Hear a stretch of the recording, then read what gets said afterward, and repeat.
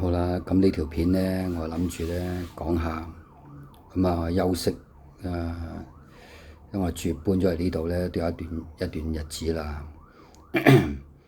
咁呢，我休息嗰時呢，因為我休息一個月噶嘛，休息嗰月份呢，咁我朝頭早就食早餐，出去食早餐嘅，買完餸啊，翻嚟途經個殮房嗰度呢，就周不時呢，我睇到呢，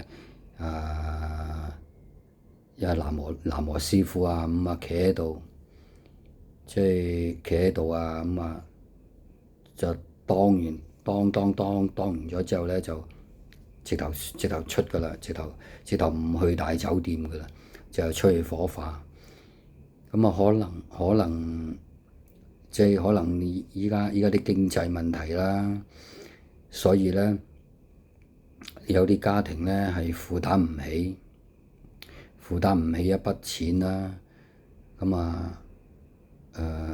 因為租大酒店啊，喺靈堂啊都要畀錢噶嘛，咁變咗呢，有時可能佢負擔唔起呢一筆錢，索性就走喺個殮房呢，當完咗之後呢，就直頭出去火化。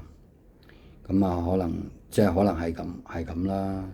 不過我周時都會見嘅，因為我放假嗰陣呢，我放假嗰陣呢，朝頭早啊出去食早餐翻嚟就睇到噶啦。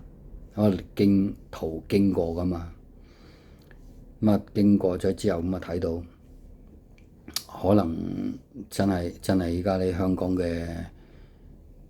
嘅經濟啊嘅問題啊，點講一樣嘢呢？或者真係負擔唔到呢一筆錢咯。呢條片就應該講到呢度啦。不過呢，有時呢，即係點講呢？真係好難講噶啦。呢咁嘅香港呢咁嘅環境就但係呢，又咁樣講，喺出去喺呢一個殮房嗰度佢當呢，其實道教呢一本嘢呢，道教呢一本嘢呢，係真係入邊呢，係有一部分有一兩版到啦，係真係會咧喺殮房咧當咧就有一兩版啦，呢度一兩版，一兩版嘅。當完咗之後咧就直頭出去火化噶啦。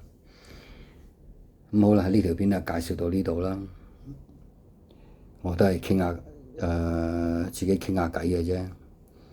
好啦，係咁啦，熄機啦。